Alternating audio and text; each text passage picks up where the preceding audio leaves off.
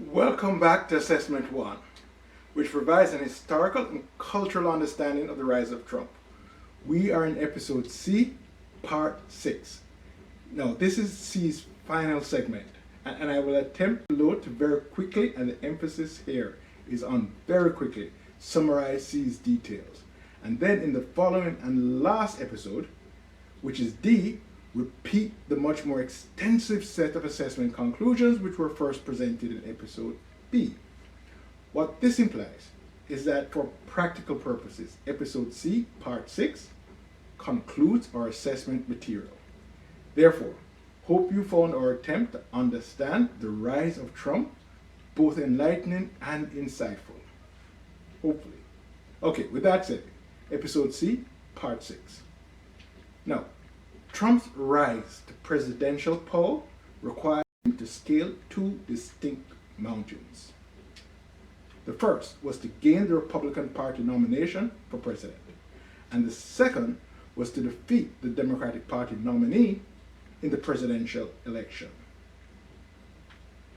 Trump achieved success in the Republican Party primary primarily because after 2 terms of the Obama presidency, which seemed to herald a permanent change in ideological and demographic influence and not just a temporary cyclical shift in power. After that, the socially conservative and ethnocentric elements within the European American communities were desperate for a Republican standard bearer who would give credence to them as a political community worthy of explicit recognition, respect, and support. In short, someone who would vindicate their ethnocentric identity as a critical first step in openly confronting the coalition of minorities that were seen to be represented by the Democratic Party. This almost singular focus by a majority of active Republican Party supporters superseded all other demands by the base on the nomination candidates. And of all the individuals vying for nomination, Donald J. Trump was the best placed by conviction, temperament, and circumstance to respond to this demand. Although he was not the only Republican nominee to attempt to placate European American ethnic anger, the GOP, the party as a whole, had been coddling this segment of the political spectrum with varying degrees of openness from the days of Barry Goldwater in the mid-1960s. Donald Trump was, however, much more willing than any of the other nomination candidates to set aside ideological and conservative principles for direct ethnocentric appeal. This willingness existed for a series of reasons previously articulated in episode C, part 3, such as his ideological ruthlessness, his wealth-generated sense of independence, his personal combative temperament, and I think a discernible degree of real ethnic hubris, I think. In any case, Donald Trump successfully swept the Republican Party primary and gained his party's presidential nomination. However, in the November presidential election, Trump's success was primarily a function of his opponent's deficiency, rather than his individual achievement. The Democratic Party presidential nominee, Hillary Clinton, was simply not able to build, assemble, or craft a minority coalition of sufficient depth, breadth, and energy that could replicate the coalition that twice lifted Obama to victory. Now, given both the large number and the emotional intensity of Donald Trump's many detractors, this was an election that was less his to win than hers to lose. And lose she did. Primarily because she failed to construct, as I indicated previously, a minority coalition of sufficient diversity, as epitomized by the single-dimensional, feminist-only lament of her concession speech the day after the election. If you get a chance, you can go and listen to it. To further demonstrate the primacy of Clinton's failure rather than Trump's accomplishment, one needs only to note again what was stated at the end of episode be. Namely, that Donald Trump won the Electoral College and the presidency of the United States with a smaller percentage of the national vote and even a smaller percentage of the white vote than what Mitt Romney earned in 2012 when he lost to Barack Obama.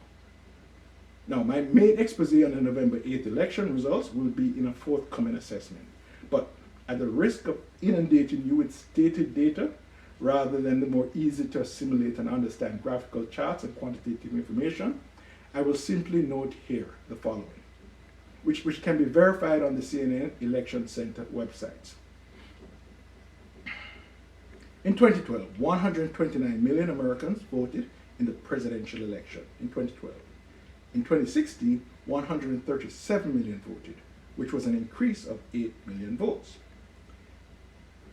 Despite the 8 million vote increase, Clinton earned approximately the same number of votes as Obama. Actually, she earned slightly less. Trump earned 2 million extra votes over Romney's total. The other 6 million new votes went to independents, who increased their vote intake from 2 million in 2012 to 8 million in 2016. So, nationally, Clinton and the Democrats received no vote increase between 2012 and 16, whereas Trump and the Republicans saw a relatively slight increase of 2 million votes. Now, Clinton increased the number of votes received in California and Massachusetts by approximately 1 million. And since her total number of national votes was unchanged, this meant that outside of California and Massachusetts, which I will call the rest of America, her votes went down by 1 million. Trump, as I said before, got approximately 2 million new national votes, but no additional votes in California and Massachusetts. He actually lost 400,000 votes in those two states, which meant that he gained 2.4 million votes in the rest of America. So, in the rest of America, Clinton lost 1 million votes, Trump gained 2.4 million votes, hence there was a 3.4 million vote swing from the Democratic nominee to the Republican nominee between 2012 and 16. And it was this 3.4 million vote swing that enabled Trump to rack up wins over Clinton in the 6 states that he and the Republicans captured from the Democrats in the 2016 election. All of which, of course, were situated in the rest of America. And just for clarity and understanding, yes, Trump may have received 3 million less votes than Clinton across the entire United States, with California and Massachusetts thrown into the mix. But absent those two states, in other words, across the remaining 48 states, Trump earned almost 2 million more votes than Clinton. So, to the end, Trump's 2016 election day performance nationwide, as stated earlier, was worse in percentage terms than the performance of the candidate who lost in 2012. But against Clinton, that was good enough to win, and therefore to become the President of the United States. Next up is episode D, our final episode. Hope you can join me there. Take care and all the very best. Thank you. And as usual, thanks for watching. And don't forget to subscribe, like, and most importantly, leave me a comment below so I may have a sense of what it is you're thinking. Good, bad, or indifferent. Thanks.